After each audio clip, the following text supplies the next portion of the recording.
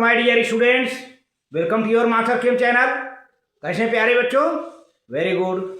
आज मैं Amla Shankar Yadav master chem channel की तरफ से क्लास 12 के बच्चों को डी एंड एफ ब्लॉक के एलिमेंट्स चैप्टर से वीडियो लेके आया हूँ। प्यारे बच्चों, आज के वीडियो में हम डिस्कशन करेंगे compounds of transition metal.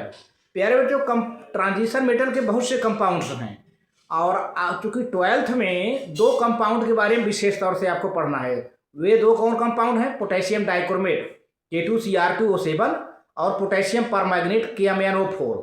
12th में आपको यही दो कंपाउंड पढ़ने हैं। तो आप यहाँ पर अभी मैं डिस्कशन करने जा रहा हूँ ऑक्साइड्स ऑफ ट्रांजिशन मेटल। प्यारे बच्चों, ऑक्साइड्स ऑफ ट्रांजिशन मेटल पढ़ना है। इसके बाद इस वीडियो के लास्ट में हम पोटेशियम डाइक्रोमेट की बात करेंगे।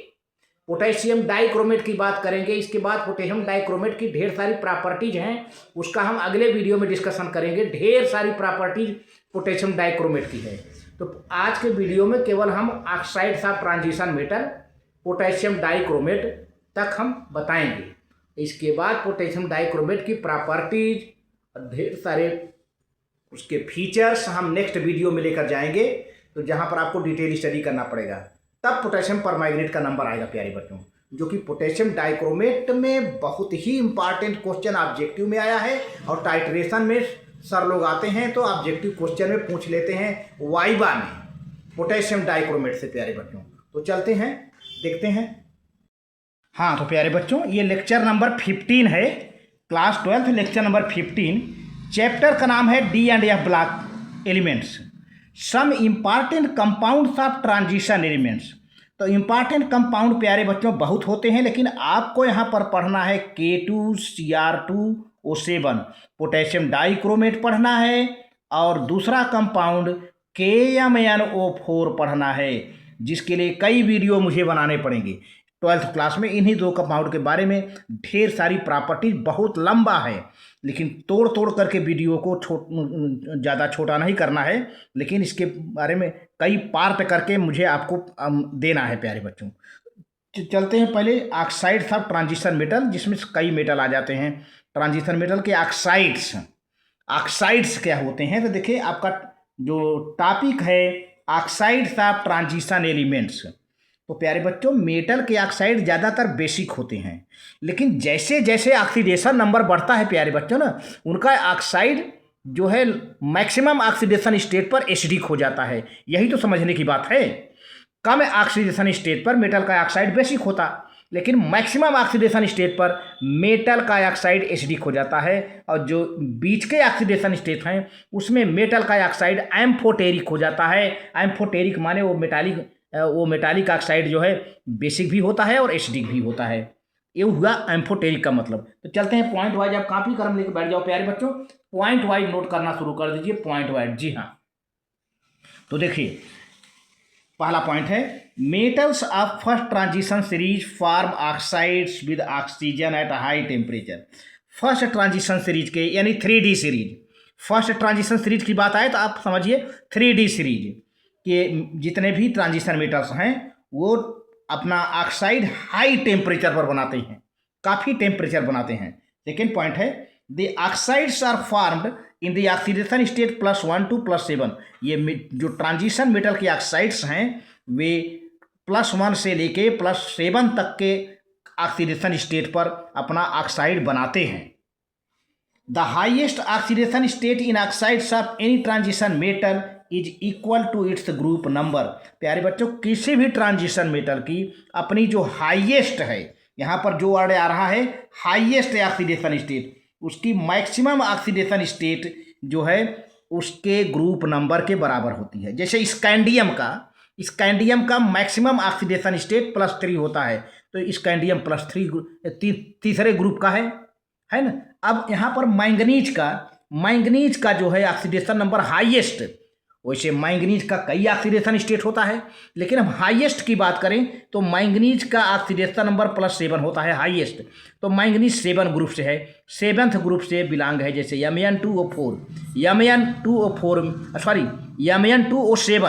Mn2O7 में मैंगनीज का ऑक्सीडेशन स्टेट प्यारे बच्चों +7 है, जो कि 7 ग्रुप से बिलोंग होता है। Beyond group 7 no higher oxidation oxides of iron एवं Fe2O3 आर नोन। देखा जाए तो ऑक्सीडेशन नंबर 7 से ज़्यादा जो है आयरन का कोई ऑक्सीडेशन स्टेट नहीं होता है, और जो कि Fe2O7 में है। Some metals in higher oxidation state stabilise by forming oxo cations. तो कुछ ऐसे ट्रांजिशन मेटल हैं अपना ऑक्सो कैटायंस को स्टेबलाइज करते हैं हायर ऑक्सीडेशन स्टेट पर। जब मेटल का हायर ऑक्सीडेशन स्टेट होगा तो उनका ऑक्सो कैटायंस स्टेबलाइज हो जाता है। जैसे देखिए वेनाडियम का +5 पर ऑक्सीडेशन स्टेट है VO2+। इसी तरह से वेनाडियम +4 पर VO2+2 है ना, एंड टाइटेनियम +4 TiO2+2। तो इस तरह से इनका जो ऑक्सो कैटायन है, कैटायन माने प्लस पॉजिटिव आयन, ये स्टेबलाइज हो जाते हैं अपने हायर ऑक्सीडेशन स्टेट पर। मेन चीज है हायर ऑक्सीडेशन स्टेट प्यारे बच्चों, तो इसको आप नोट कर लें। आगे प्रोसीड करता हूं, आप नोट कर लें। ठीक है, अब देखिए फोर्थ पॉइंट क्या बताई जा रही है। All the metals accept scandium, मतलब स्कैंडियम को छोड़ करके सभी ट्रांजिशन मेटल की बात कही जा रही है, form oxides with formula MO की तरह। यम यहाँ पर एक टिपिकल ट्रांजिशन मेटल मान लिया जाए, जिसको स्कैंडियम को इग्नोर कर दिया जाए। स्कैंडियम इसमें MO में शामिल नहीं है, तो सभी मेटल स्कैंडियम को छोड़ते हुए MO टाइप का ऑक्साइड बनाते हैं। फीचर आयनिक इन नेचर, और MO टाइप के जितने ऑक्साइड होते हैं वे सबके सब आयनिक होते हैं, कोवैलेंट नहीं होता है। एज दी, अब इसके बाद जब ऑक्सीडेशन नंबर बढ़ेगा तब आयनिक से हट करके कोवैलेंट हो जाएगा प्यारे बच्चों। As the oxidation number of the metal increases, the ionic character decreases। अब ऑक्सीडेशन नंबर जैसे जैसे मेटल का बढ़ता जाएगा उसके ऑक्साइड का जो आयनिक नेचर है वो घटता जाएगा, आयनिक कैरेक्टर घटता जाएगा। जैसे देखिए Mn2O7 जो इसमें मैंगनीज का ऑक्सीडेशन नंबर +7 है, इसमें Mn2O7 में मैंगनीज का ऑक्सीडेशन नंबर +7 है, तो ये कोवैलेंट है। Mn2O7 कैसा नेचर है? कोवैलेंट है। कोवैलेंट ग्रीन आयल, इसे ग्रीन टाइप का होता है, ग्रीन आयल की तरह होता है। इवन CrO2 क्रोमियम ट्राईऑक्साइड है, एंड V2O5 डाइवेनेडियम पेंटाऑक्साइड है, हैव लो मेल्टिंग पॉइंट्स, इनकी मेल्टिंग पॉइंट भी लो होती है। अब देखिए यहाँ पर ध्यान दीजिए,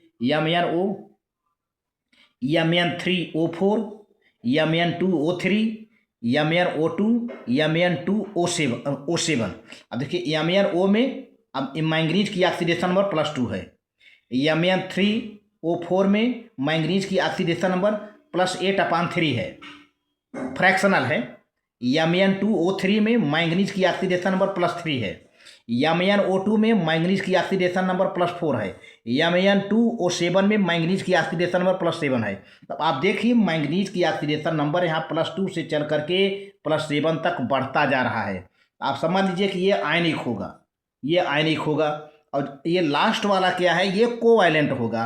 तो आयनिक कैरेक्टर यहाँ पर क्या लिखा हुआ है, ionic character decreases. Why? Because oxidation number is increasing moving from left to right side, है ना। देखिए 2 + 8/3 +3 +4 +7 आता जा, इस तरह से मैंगनीज का हाईएस्ट ऑक्सीडेशन नंबर +7 है, जो कि Mn2O7 कोवैलेंट नेचर का है और MnO आयनिक नेचर का है। इस तरह से देखा जाए। अब फिफ्थ पॉइंट में क्या बात कही जा रही है, in general the oxides in the lower oxidation states of the metal are basic. वो तो मैंने पहले बताया था, मेटल के लोअर ऑक्सीडेशन स्टेट का जो ऑक्साइड होता है वो बेसिक होता है, लोअर, और हायर वाला क्या होगा, कोवैलेंट हो जाएगा। And in their higher oxidation states are acidic. तो हायर वाला क्या होगा प्यारे बच्चों, एसिडिक हो जाएगा, हायर वाला एसिडिक हो जाएगा। लोअर ऑक्सीडेशन स्टेट का जो ऑक्साइड होगा वह बेसिक नेचर होगा, आयनिक होगा, और हायर ऑक्सीडेशन का ऑक्साइड क्या होगा, वह क्या होगा, जो है एसिडिक होगा और कोवैलेंट होगा। जो उसका नेचर है कोवैलेंट होगा और नेचर एसिडिक हो जाएगा। Whereas in the intermediate, अब अब हायर और लोअर हो गया, अब बीच वाले की बात कही जा रही है। Whereas in the intermediate oxidation states the oxides are amphoteric, तब उनके ऑक्साइड क्या हो जाते हैं प्यारे बच्चों, एम्फोटेरिक हो जाते हैं। एम्फोटेरिक का मतलब क्या है, पहले एम्फोटेरिक का मतलब कि ऐसे ऑक्साइड जो नेचर में एसिडिक भी होते हैं, बेसिक होते हैं। मतलब एम्फोटेरिक ऑक्साइड एसिड से भी रिएक्शन करेगा और बेस से भी रिएक्शन करेगा, तो ऐसे ऑक्साइड को हम एम्फोटेरिक ऑक्साइड कहते हैं। जैसे कुछ एग्जांपल है, for example the behaviour of the oxides of manganese may be represented as follows. यहाँ पर देखा जाए तो manganese variable oxidation state show कर रहा है, तो manganese variable oxidation state show कर रहा है +2 से लेकर के +7 तक। आपको दिखाई दे रहा होगा। तो आप देखिए Mn2 Mn3O4 Mn2O3 Mn2 Mn2 sorry, यहाँ पर Mn है, Mn2O7 है ना। तो अब आप देखो कि ये बेसिक है। यहाँ पर देखिए +2 है, यहाँ पर देखा जाए ऑक्सीडेशन नंबर, यहाँ पर आपका ऑक्सीडेशन नंबर प्यारे बच्चों देखा जाए तो यहाँ पर Mn का +2 है, Mn3O4 में +8/3 है मैंगनीज का ऑक्सीडेशन स्टेट, Mn2O3 में मैंगनीज का +3 है, MnO2 में मैंगनीज का +4 है, और Mn2O7 में मैंगनीज का +7 है। तो अब आप देखो कि ये जो ऑक्साइड है बेसिक है और आयनिक नेचर है। मैंने पहले बता दिया था ये ऑक्साइड बेसिक है और आयनिक नेचर है, इसका बॉन्ड आयनिक है क्योंकि इसका लोअर ऑक्सीडेशन स्टेट है। और बाकी देखिए एम्फोटेरिक हैं, और ये क्या है, लास्ट का एसिडिक है और इसमें कोवैलेंट है। इसमें कोवैलेंट पहले ऊपर ही बता दिया हूँ मैं, ये कोवैलेंट है, एसिडिक है। तो higher oxidation state, highest oxidation state का जो ऑक्साइड होता है वह एसिडिक होता है और बॉन्ड नेचर में कहें तो कोवैलेंट होता है। लोवेस्ट ऑक्सीडेशन स्टेट का ऑक्साइड बेसिक होता है और बॉन्ड की बात करें तो आयनिक होता है। तो इस तरह से प्यारे बच्चों यहाँ लिखा हुआ है एसिडिक कैरेक्टर इंक्रीजेज। अगर हम लेफ्ट से राइट की ओर मूव करें तो एसिडिक कैरेक्टर इंक्रीज होता जा रहा है, बेसिक कैरेक्टर डिक्रीज होता जा रहा है, घटता जा रहा है प्यारे बच्चों। आप इसको नोट कर लें, बहुत बढ़िया। आप इसको नोट कर लें तो आगे हम मूव करते हैं वीडियो को पॉज करके। वेरी गुड, ठीक है। अब देखिए the Mn2O7 dissolve in water to give acid HMnO4। इस तरह से चूंकि Mn2O7 एसिडिक है, पानी में घुल जाता है, तो पानी में घुल कर क्या देता है, HMnO4। ध्यान दीजिए यहाँ पर H लिखा है, HMnO4। इसका नाम क्या है, परमैंगनिक एसिड। इस HMnO4 को क्या नाम है, परमैंगनिक एसिड है। Mn2O7 पानी में घुल जाएगा, परमैंगनिक एसिड बनाता है HMnO4। 6 point, in the case of vanadium, अगर वेनाडियम की बात करें, in the case of vanadium there is a gradual change from basic V2O3 to less basic V2O4 and to amphoteric B2O5 though it is mainly acidic. तो प्यारे बच्चों vanadium की बात करें तो V2O3 से B2O3 जो कि लेस बेसिक है, B2O4 तो एम्फोटेरिक है और बेसिक है, फिर लेस एम्फोटेरिक V2O5 एम्फोटेरिक है जो कि दो इट इज मेनली एसिडिक, जो कि एसिडिक है। The V2O4 dissolved in acid, इस तरह से V2O4 पानी में घुल जाता है to give VO+2 salts, VO+2 salt देता है। Whereas V2O5 reacts with alkaline, और V2O5 अल्कली से रिएक्ट करता है, एज वेल एज एसिड से रिएक्ट करता है टू गिव VO4-3 VO4+1, इस तरह से रेस्पेक्टिवली। इस आप देख लीजिए। सिमिलरली क्रोमियम ऑक्साइड, देखिए chromium oxide is basic, chromium oxide basic है। Cr2O3 is amphoteric. ये chromic oxide Cr2O3 chromic oxide है, यह एम्फोटेरिक होता है। एम्फोटेरिक का मतलब एसिडिक और बेसिक दोनों नेचर का। While CrO3 chromium try oxide acidic होता है। क्रोमियम ट्राई ऑक्साइड एसिडिक होता है क्योंकि इसका हायर ऑक्सीडेशन स्टेट है प्यारे बच्चों। दज CrO3 जब एसिडिक है तो क्या होगा, चूंकि एसिडिक है तो पानी में तो घुलना तय है। The CrO3 chromium trioxide dissolve in water to give the acids H2CrO4। इस तरह से पानी में घुल करके ये भी एसिड देता है और उस एसिड का नाम है H2CrO4। और क्या नाम है भाई, क्रोमिक एसिड, क्रोमिक एसिड है, which is highly oxidising in nature, जो कि काफ़ी ऑक्सीडाइजिंग नेचर का है। एंड H2Cr2O7 डाइक्रोमिक एसिड, और H2Cr2O7 डाइक्रोमिक एसिड भी देता है। It is strong toxic, H2Cr2O7 काफ़ी जहरीला होता है, टॉक्सिक होता है, and highly oxidising in nature. Dichromic acid है, H2Cr2 का नाम है डाइक्रोमिक एसिड, काफ़ी जो है ऑक्सीडाइजिंग नेचर का है, टॉक्सिक है, जहरीला है मेटल, और it is used in metal finishing and photography. H2Cr2O7 metal की फिनिशिंग में और फोटोग्राफी में ज़्यादा यूज किया जाता है प्यारे बच्चों, ज़्यादा यूज किया जाता है। तो ये रहा जो है पोटेशियम डाइक्रोमेट के साल्ट का, उसके आयन का, कोई एसिडिक है तो कोई बेसिक है तो कोई एम्फोटेरिक है। एसिडिक ऑक्साइड आप देख रहे हैं पानी में घुल करके एसिड दे रहे हैं, और वे एसिड ऑक्सीडाइजिंग नेचर के हैं। ये आप मोटी बात जान के चलिए, जो एसिडिक ऑक्साइड हैं, चाहे वह क्रोमिक ऑक्साइड हो, चाहे वह क्या कहते हैं डाइक्रोमेट आयन हो, है ना, वो सब पानी में घुल जाते हैं और वे क्या देते हैं, एसिड देते हैं, और ये एसिड ऑक्सीडाइजिंग एजेंट की तरह काम करते हैं।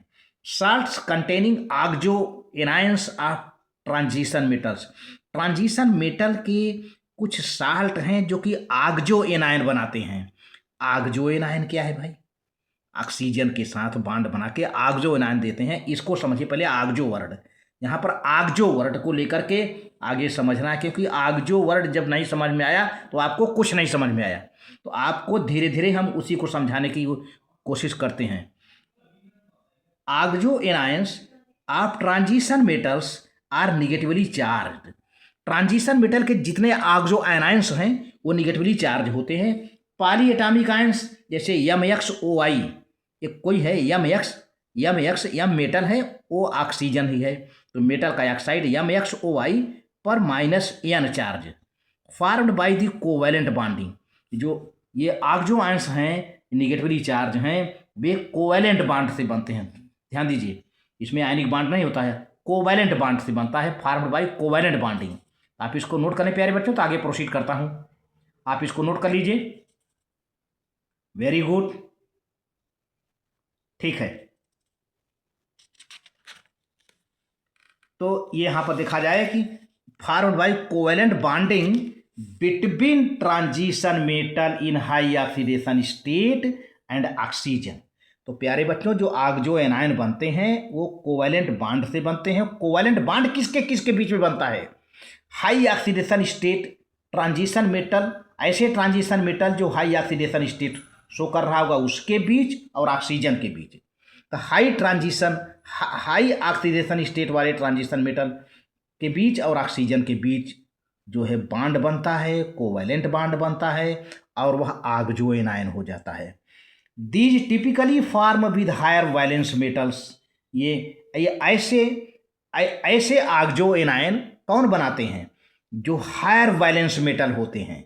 जो हायर वैलेंस, सभी नहीं बनाते, सभी ट्रांजिशन मेटल, जो हायर वैलेंस मेटल होंगे वे ऑक्सो एनायन बनाएंगे। जैसे देखिए यहाँ पर कुछ एग्जांपल दिया है, chromium oxidation state +6, manganese oxidation state +7, ये रोमन वर्ड में लिखा है, रोमन न्यूमरल में लिखा है। Vanadium +5 are generally acidic in nature. इस तरह के इनके जो ऑक्साइड्स हैं ये एसिडिक नेचर के होते हैं, and characterised by their strong oxidising property. आपको मैंने बता ही चुका हूँ कि इनके जो ऑक्साइड होंगे, क्योंकि हाईएस्ट ऑक्सीडेशन स्टेट पर लिखा हुआ है रोमन न्यूमरल में, तो इनके ऑक्साइड एसिडिक होंगे और ये ऑक्सो एनायन बनाएंगे। ऑक्सो एनायन बनाएंगे जो कि स्ट्रांग ऑक्सीडाइजिंग प्रॉपर्टी शो करते हैं। कुछ एग्जाम्पल देखिए, यहाँ पर एग्जाम्पल बहुत बढ़िया है, एग्जाम्पल थोड़ा सा 4-5 ठो बहुत अच्छे एग्जाम्पल हैं, आप इसको नोट करने की कोशिश करिए। जैसे परमैंगनेट आयन है MnO4-1, आप ध्यान दीजिए, परमैंगनेट आयन MnO4, इसका नाम है MnO4 को हम परमैंगनेट आयन कहते हैं, MnO4-1। मैंगनीज इन 7 ऑक्सीडेशन स्टेट। इस परमैंगनेट आयन में मैंगनीज का ऑक्सीडेशन स्टेट कितना है भाई? +7 है। हाईएस्ट ऑक्सीडेशन हुआ ना, हाईएस्ट ऑक्सीडेशन स्टेट हुआ, तो सीधी सी बात है ऑक्सीडाइजिंग प्रॉपर्टी है इसके अंदर जो है। और ये आक्सो एनायन है, एक प्रकार का इसका जो एनायन है आक्सो एनायन है। उसी तरह से क्रोमेट आयन की बात करें, जैसे मैग्नेट पर मैग्नेट आयन है, उसी तरह से क्रोमेट आयन CrO4-2, CrO4-2 ये क्रोमेट आयन है। नाम भी आपने, कुछ बच्चे नाम भी नहीं जानते, नाम भी नोट करते रहो। CrO4-2 ये क्रोमेट आयन है। And dichromate ion Cr2O7-2 where chromium is in +6 oxidation state. तो प्यारे बच्चों, क्रोमेट आयन और डाई क्रोमेट आयन दोनों में क्रोमियम का ऑक्सीडेशन स्टेट क्या है? +6 है दोनों में, इसलिए मैंने एक ही बार लिखा है। क्रोमेट आयन में CrO4-2 में क्रोमियम का ऑक्सीडेशन स्टेट +6 है, डाई क्रोमेट आयन में Cr2O7 में क्रोमियम का ऑक्सीडेशन स्टेट +6 है। तो ये दोनों आक्सो एनायन हैं, CrO4-2, Cr2O7-2, ये दोनों आक्सो एनायन हैं जिनमें क्रोमियम का ऑक्सीडेशन स्टेट +6 है। यहाँ पर दिया भी है +6 हाईएस्ट है ना। Vanadate VO4-3, VO4-3 vanadate ion VO4-3। Vanadium is in +5 oxidation state, देखिए +5 दिया है ना यहाँ पर state. Molybdate MOO4-2, tungstate WO4-2 ions are in higher oxidation state. आप कैलकुलेट करके निकाल सकते हैं इनका ऑक्सीडेशन स्टेट, एक्स निकाल करके आप निकाल सकते हैं इनका। तो इस तरह के जो ट्रांजिशन मेटल हैं जो अपने हाईएस्ट ऑक्सीडेशन स्टेट में आयन बना रहे हैं, हाईएस्ट ऑक्सीडेशन स्टेट वाला आयन आक्सो एनायन होता है, जिसमें ट्रांजिशन मेटल और ऑक्सीजन के बीच कोवैलेंट बॉन्ड बनता है। मोटी मोटी बात, हाईएस्ट, फिर से हाईएस्ट ऑक्सीडेशन स्टेट वाला ट्रांजिशन मेटल हमेशा आक्सो एनायन बनाएगा और ट्रांजिशन मेटल और ऑक्सीजन के बीच कोवैलेंट बॉन्ड बनेगा। जी हाँ, 2 पॉइंट याद रखिए। अच्छा, आक्सो स्ट्रक्चर की बात आती है। Oxo structures of metal salts are complexes. Metal salt के आक्सो स्ट्रक्चर या इनसे जो कॉम्प्लेक्सेज बनता है इन्वॉल्व हाई ऑक्सीडेशन स्टेट। बार बार ये बात कही जा रही है, चाहे इनका कॉम्प्लेक्स हो चाहे आक्सो टाइप का एनायन हो, हमेशा इसमें मेटल का हाई ऑक्सीडेशन स्टेट इन्वॉल्व होता है। Metal centres coordinated with O-2 ligands, जिसमें ऑक्सीजन के O-2 लिगैंड्स होते हैं, ऑक्सीजन पर -2 चार्ज है। Acting as terminal M+O, terminal M+O और ब्रिजिंग MOM।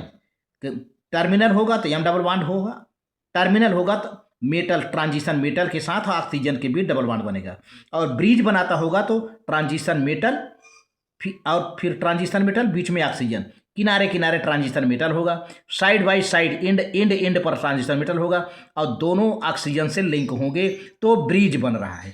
तो ये है, तो ब्रिजिंग और टर्मिनल 2 ढंग की व्यवस्था होती है। टर्मिनल में मेटल के साथ डबल बॉन्ड बनाएगा, ये भी कोवैलेंट बॉन्ड है ना, और ब्रिजिंग में मेटल और ऑक्सीजन के बीच में सिंगल बॉन्ड होगा, ये ब्रिज बन रहा है जो ऑक्सीजन दोनों को कनेक्ट करेगा, दोनों मेटल को। इस तरह यहाँ भी कोवैलेंट बॉन्ड है। तो चाहे टर्मिनल हो चाहे ब्रिजिंग हो, दोनों में कोवैलेंट बॉन्ड बन रहा है प्यारे बच्चों। These complexes are characterised by short bond, short MO bond. तो प्यारे बच्चों, पहले इसका नोट कर ली तब आगे। तो यहाँ से ये सेंटेंस आगे हम प्रोसीड करते हैं, इस सेंटेंस को लेकर के आगे प्रोसीड करते हैं। पहले आप इसको नोट कर लीजिए, प्यारे बच्चों।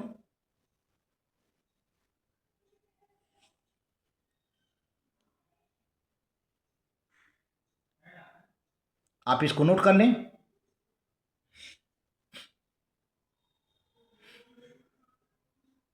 बहुत बढ़िया,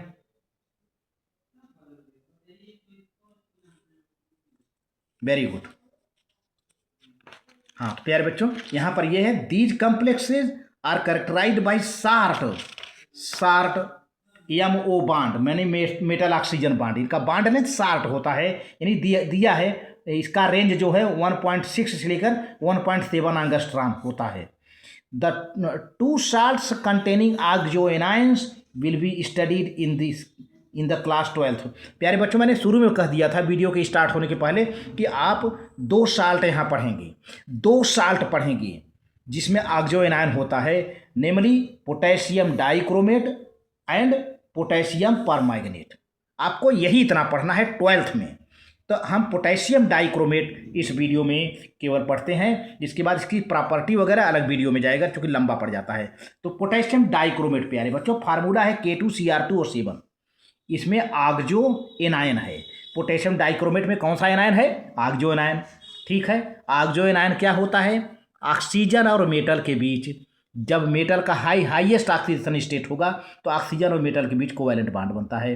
टर्मिनल में ऑक्सीजन मेटल के बीच डबल बॉन्ड। अगर ब्रिज बनेगा तो दोनों मेटल ऑक्सीजन से लिंक होंगे। ठीक है, क्लियर बात। अब पोटेशियम डाइक्रोमेट क्या चीज़ है? प्रिपरेशन की बात करते हैं प्यारे बच्चों। प्रिपरेशन इसका 2-3 स्टेप में बटा हुआ है, कैसे बनाते हैं, है ना। क्रोमाइट वगैरह लिए यूज किया जाता है। It is prepared from the ore called chromite. ये एक ओर से बनता है। और क्या होता है? जो धरती के अंदर, पृथ्वी के अंदर, अर्थ के अंदर पाया जाता है इम्प्योर स्टेट में, दैट इज कॉल्ड ओर, जिसमें मेटल होता है। तो it is prepared from the ore called chromite और फेरोक्रोम। क्रोमाइट कहें या फेरोक्रोम कहें या क्रोम आयरन कहें, 3 नाम है। या तो क्रोमाइट कहूँ, या तो फेरोक्रोम कहूँ, या क्रोम आयरन कहा जाए, है ना। इसका नाम तीन नाम है इसका। क्रोमाइट कह सकते हैं इसे, इसको क्रोम आयरन कह सकते हैं, या फेरोक्रोम कह सकते हैं। इसी से बनाया जाता है। The various steps are involved in the preparation of potassium dichromate. तो पहला स्टेप क्या है? Preparation of sodium chromate. पहले स्टेप में प्यारे बच्चों इस क्रोमाइट से, यानी फेरोक्रोम से, मतलब क्रोम आयरन से हम सबसे पहले क्या बनाएंगे? सोडियम क्रोमेट बनाएंगे। क्योंकि सोडियम से ही, क्यों भाई प्यारे बच्चों, आप जानते हो कि सोडियम बहुत ज़्यादा रिएक्टिव मेटल है, बहुत ज़्यादा रिएक्टिव मेटल है। सबसे पहले इसी से रिएक्शन कराते हैं। तो the ore is finely powdered. सबसे पहले ओर को खूब पीस लिया जाता है, खूब ग्राइंड कर लिया जाता है, छोटे छोटे पार्टिकल में कन्वर्ट कर दिया जाता है, फाइनली पाउडर्ड। फिर mixed with sodium carbonate, sodium carbonate Na2CO3 में मिला लिया जाता है। एंड क्विक लाइम भी थोड़ा उसमें रहता है, quick lime. And then roasted, तब इसको रोस्टिंग किया जाता है। मतलब इसका जो है क्या कहते हैं, ऑक्सीजन के प्रेजेंस में इसकी रोस्टिंग की जाती है। तो इसका ऑक्साइड बनाता, that is heated to redness in the reverberatory furnace with free exposure to air. तो इसको प्यारे बच्चों, इसको ऑक्सीजन के प्रेजेंस में खूब गर्म किया जाता है, मतलब रिवर्बरेटरी फर्नेस में। रिवर्बरेटरी जिसको कहते हैं हिंदी में परावर्तनी भट्ठी, रिवर्बरेटरी फर्नेस में, भट्टी में इसको खूब इतना गर्म करते हैं कि पूरा रेड हो जाए, गर्म होके लाल हो जाए, with free exposure to air, और उस एयर के प्रेजेंस में। तब क्या होता है? बनता क्या है? Sodium chromate yellow in colour is formed. पीले रंग का, येलो रंग का सोडियम क्रोमेट बन जाता है, is formed. And carbon dioxide is evolve. तो बदले में कार्बन डाइऑक्साइड निकलकर बाहर एटमॉस्फेयर में निकल जाती है। क्विक लाइम का काम क्या है? इतना गर्म कर दिया है आपने। क्विक लाइम क्या करता है कि पूरे मास को पोरस बना देता है, छोटे छोटे उसमें पोर हल्का हो जाता है। Quick lime keeps the mass porous and thus facilitates oxidation reaction. तो प्यारे बच्चे, जिसको आपने मिला करके सोडियम बाइकार्बोनेट मिलाया, क्विक लाइम मिलाया उसमें, और गर्म किया, और इतना गर्म किया कि वो लाल हो जाए, तो ऐसी दशा में पूरा कार्बन तो निकल गया कार्बन डाइऑक्साइड के रूप में, और वह पूरा पोरस हो गया क्विक लाइम के वजह से। तो आप इसको नोट कर लीजिए, आप इसको नोट कर लें प्यारे बच्चों। अब पोरस हो गया, तो अब इसका क्या क्या काम करेंगे ले जा करके, यानी येलो कलर का सोडियम क्रोमेट बन के तैयार हो गया, पोरस टाइप का। पोरस सोडियम क्रोमेट बन गया। पोरस क्यों बना? क्योंकि इसमें सारा रोल है क्विक लाइम का। आप इसको नोट कर लीजिए। वेरी गुड, ठीक है। अब देखिए ये रिएक्शन है जो अभी आपने पढ़ा है। ये देखिए क्रोमाइट है, क्रोम आयरन क्रोमाइट कहिए, चाहे फेरोक्रोमेट कहिए। ये 4Fe फिर इंटू Cr2 और 7 पूरा क्रोम और है ये। और ऑक्सीजन है ये। अब इसको खूब हीट किया जा रहा है, खूब खूब हीट किया जा रहा है, अच्छा खासा हीट किया जा रहा है, तो फेरिक ऑक्साइड बन गया। फेरिक ऑक्साइड देख रहे हैं ना, 2Fe2O3 फेरिक ऑक्साइड बन गया। 4Cr2O7 क्रोमिक ऑक्साइड बन गया। फेरिक ऑक्साइड और क्रोमिक ऑक्साइड, ठीक है ना। अब क्या करते हैं कि अब इसको जो क्रोमिक ऑक्साइड है, फेरिक ऑक्साइड को अलग कर लेते हैं, फेरिक ऑक्साइड को अलग कर लेते हैं। अब क्रोमिक ऑक्साइड देखें, पूरा रिएक्शन है। क्रोमिक ऑक्साइड को सोडियम कार्बोनेट के साथ ये देखिए हीट करते हैं, तो क्या बनता है, सोडियम क्रोमेट बन जाता है, 4Na2CrO4। देखिए 4Na2CO3 + 2Cr2O3 + 3O2 बैलेंस करने के लिए, तो 4Na2CrO4 सोडियम क्रोमेट जो कि येलो रंग का है, पीले रंग का है। Na2CrO4 सोडियम क्रोमेट का फार्मूला है प्यारे बच्चों, इसको नोट करने लायक है। और 4CO2 2 से मल्टीप्लाई इसलिए किया गया है बैलेंस करने के लिए, रिएक्शन को बैलेंस करने के लिए। अच्छा, अब इसको हमने ऐड कर दिया, यहाँ पर ऐड कर दिया है ना। तो क्या ऐड किया, तो अब देखिए जो जो है उसको काट देते हैं। 4FeCr2O7 यहाँ नोट कर लिया हमने, पहले लेफ्ट साइड का। फिर प्यारे बच्चों यहाँ पे 3CO2 है, 3CO2 है, लेकिन 2 से मल्टीप्लाई है, तो 3 2 जा 2 से मल्टीप्लाई इस पूरे में है, पूरा ब्रैकेट बना है ना ये, तो 3 2 जा, यहाँ 3 2 जा 6, 6 और एक O2 ये 7, तो 7O2 हो गया प्यारे बच्चों आए। और इसके पहले क्या होता है, 8 यानी A2CO3 है, ये देखिए 4 यानी A2CO3 है, तो आपको लगेगा कि यहाँ 8 कैसे आ गया। प्यारे बच्चों 2 का मल्टीप्लाई यहाँ भी होगा, 2 4 जा 8, 8 यानी A2CO3 हो गया, तो ये पूरा उतार लिया। फिर इधर का जो है रिएक्टेंट जितने हैं लेफ्ट साइड के सब, तो 4FeCr2O7 हो गया, अरे Cr2O3 हो गया। अब O2 और 6, ये 6 है क्योंकि 2 से मल्टीप्लाई है ना, तो 6 और एक ये 7O2 हो गया। अब बचा क्या, अब बचा क्या, देखो ये बचा 4 2 जा 8, 8 यानी A2CO3। अब 2Cr2O3, तो 2 से मल्टीप्लाई करें, 2 2 जा 4, 4Cr2O3 और 4Cr2O3, ये क्या होगा प्यारे बच्चों, दोनों कट जाएगा, दोनों कट जाएगा। देखिए ये दोनों कट जाएगा, ये 2Cr2O3 है ना, लेकिन आप समझिए सिर्फ 4Cr2O3 है, 4Cr2O3 है ना, कट जाएगा, तो इसको यहाँ नहीं लिखा।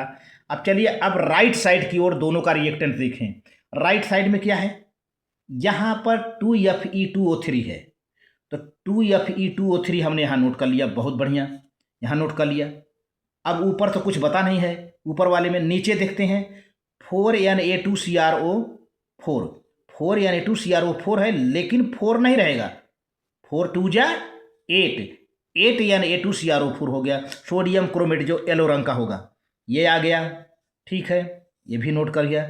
अब क्या बचता है प्यारे बच्चों, 4CO2 है ना, तब 4 को 2 से मल्टीप्लाई कर दो, 4 2 जा 8CO2 जो कि गैस के रूप में निकल जाएगा बाहर। ये पूरा ऐड करके आया है, ये पूरा ऐड करके आया है प्यारे बच्चों, है ना। आप इक्वेशन को अच्छे से नोट कर लेंगे तो हमेशा याद हो जाएगा।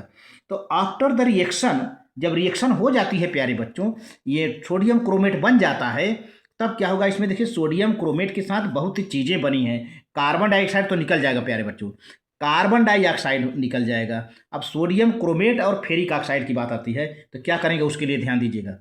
आफ्टर सोडियम क्रोमेट है, ध्यान दीजिएगा सोडियम क्रोमेट है, नाम इसको हमने यहाँ लिख दिया है।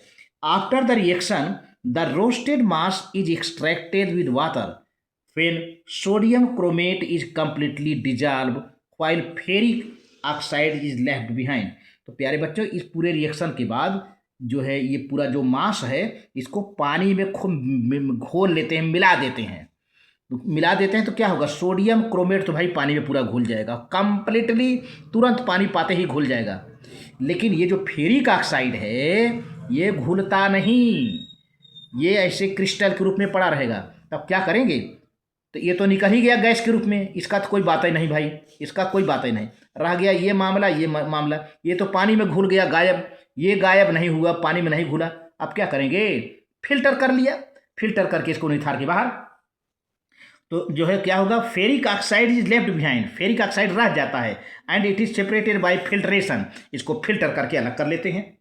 ठीक है, तो कुल मिला के ये अलग हो गया, ये अलग हो गया, बचा क्या प्यारे बच्चों आपके पास, ये हो गया सोडियम क्रोमेट जो कि येलो कलर का है, यही बचा।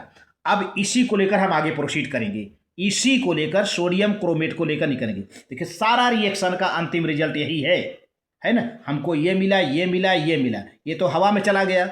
अब ये दोनों तीनों को पानी में मिलाया, तीनों को क्या, यही दोनों को पानी में मिलाया, ये तो रिएक्शन के दौरान ही ये गैस के रूप में निकल गया, इन्हीं दोनों को पानी में मिलाया, ये घुल गया, ये नहीं घुला, है ना। ये जब घुल गया, ये नहीं घुला, तो इसको फिल्टर करके हटा दिया, अब यही बचा रह गया है। अब इसको लेके हम अगले स्टेप में चलते हैं, क्या करेंगे, इसको किस में कन्वर्ट करेंगे, सोडियम क्रोमेट को कहाँ ले जाना है। देखिए conversion of sodium chromate into sodium dichromate, sodium di, DICHROMATE, ध्यान दीजिए MATE लिखा हुआ है, sodium dichromate, dichromate है, थोड़ा सा यहाँ पर आपको देखने में प्रॉब्लम हो रही होगी, मैं बोल दे रहा हूँ ना, sodium dichromate, DICHROMATE, dichromate, थोड़ा हिंदी में लिख दिया हूँ यहाँ पर, सोडियम डाई क्रोमेट। यानी इस सोडियम क्रोमेट को सोडियम डाई क्रोमेट में कैसे कन्वर्ट किया जाएगा, इस स्टेप में देखने को मिलेगा। देखिए द फिल्ट्रेट, फिल्ट्रेट माने क्या, फिल्ट्रेट में कौन आ गया, यही आ गया, the filtrate containing sodium chromate solution is treated with concentrated sulphuric acid, इसको अब कंसंट्रेटेड सल्फ्यूरिक एसिड इसमें मिलाएंगे, तो sodium chromate is converted into sodium dichromate.